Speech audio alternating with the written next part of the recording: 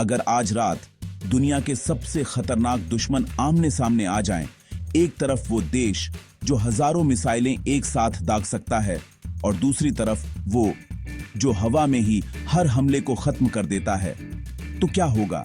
क्या middle east आग में जल उठेगा या फिर यह सिर्फ एक और छुपी हुई जंग है? आज के इस विश्लेषण में हम जानेंगे ईरान और इजराइल में असली ताकत किसके पास है और इस युद्ध में कौन बचेगा और कौन मिटेगा। ईरान और इजराइल की दुश्मनी कोई नई कहानी नहीं है। 1969 की इस्लामिक क्रांति के बाद सब कुछ बदल गया। जहां पहले दोनों देशों के रिश्ते सामान्य थे, वहीं अब ईरान खुलकर इजराइल को अपना सबसे बड़ा दुश्मन मानता है। ईरान ने हमास और हिजबुल्लाह जैसे संगठनों को समर्थन दिया, जो लगातार इजराइल के खिलाफ लड़ते रहे। और यहीं से शुरू हुई एक ऐसी जंग जो सीधे नहीं बल्कि परछाइयों में लड़ी जाती है। अगर बात करें सेना की, तो ईरान के पास करीब 6 लाख एक्टिव सैनिक हैं। बड़ी संख्या, बड़ा नेटवर्क और लंबी दूरी की मिसाइलें ईरान की ताकत है। उसकी बैलिस्टिक मिसाइलें और ड्रोन टेक्नोलॉजी जो दुश्मन के शहरों को दूर बैठे ही निशाना बना सकती हैं। लेकिन कहानी यहीं खत्म नहीं होती। दूसरी तरफ है इजराइल, जहां सैनिक कम हैं, लेकिन टेक्नोलॉजी सबसे आगे है। आयरन डोम, एक ऐसा डिफेंस सिस्टम जो आसमान में ही मिसाइलों को खत्म कर देता है। डेविड्स स्लिंग और एरो सिस्टम जो लंबी दूरी के खतरों को भी रोक सकते हैं। मतलब साफ है, ईरान के पास संख्या है, लेकिन इजराइल के पास सटीकता और तकनीक। अब बात उस हथियार की जिससे पूरी दुनिया डरती है, न्यूक्लियर वेपन। इजराइल के पास अनुमानित 80 से 100 परमाणु हथियार हैं।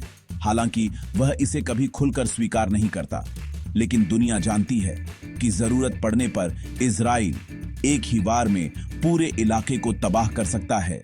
वहीं ईरान अब भी न्यूक्लियर हथियार बनाने की दिशा में काम कर रहा है, लेकिन अभी तक उसके पास कोई प्रमाणित परमाणु हथियार नहीं है।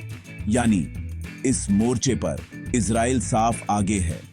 युद्ध सिर्फ हथियारों से नहीं जीते जाते, बल्कि मजबूत अर्थव्यवस्था और साथियों से जीते जाते हैं। इजराइल के साथ खड़ा है अमेरिका, दुनिया की सबसे बड़ी महाशक्ति। हर साल अरबों डॉलर की मदद, एडवांस हथियार और पूरा अंतर्राष्ट्रीय समर्थन। वहीं दूसरी तरफ ईरान कई सालों से आर्थिक प्रतिबंध झेल रहा है, जिससे उसकी अर्थव्यवस्था कमजोर हुई है। लेकिन कमजोरी के बावजूद ईरान ने अपनी सैन्य ताकत को लगातार बढ़ाया है। लेकिन असली जंग ईरान और इजराइल के बीच सीधे नहीं लड़ी जाती। यह लड़ी जाती है दूसरे देशों की जमीन पर। लेबनान में हिजबुल्लाह, गाजा में हमास, ये सभी ईरान के समर्थन से इजराइल पर हमला करते हैं और इजराइल इन सभी को जवाब देता है, सटीक और खतरनाक हमलों से। यानी यह सिर्फ 2 देशों की लड़ाई नहीं, बल्कि पूरे मिडिल ईस्ट का संघर्ष है। तो सवाल वही है, असली ताकत किसके पास है? अगर सीधी लड़ाई होती है तो टेक्नोलॉजी, न्यूक्लियर पावर और अमेरिका के समर्थन के कारण इजराइल भारी पड़ सकता है। लेकिन अगर यह जंग लंबी चलती है और कई मोर्चों पर फैल जाती है, तो ईरान अपनी रणनीति, मिसाइलों और प्रॉक्सी नेटवर्क के जरिए इजराइल को घेर सकता है। यानी यह युद्ध आसान नहीं होगा और जीत किसी एक की नहीं, बल्कि पूरे क्षेत्र की हार हो सकती है। तो यह था आज का विश्लेषण। आपके अनुसार ईरान और इजराइल में कौन ज्यादा ताकतवर है? अपनी राय कमेंट में जरूर बताएं और ऐसे ही गहराई वाले विश्लेषण के लिए चैनल को सब्सक्राइब करना न भूलें। मैं हूं नूजल चौहान। मिलते हैं अगले वीडियो में।